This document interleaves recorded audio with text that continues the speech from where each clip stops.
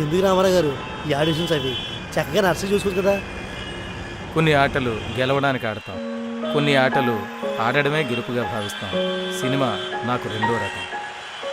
ఏ ఆటకైనా ఒక వయసు అనేది ఉంటుంది కదా. కొన్ని ఆటలకి వయసుతో సంబంధం ఉండదు, మనసుతోనే సంబంధం.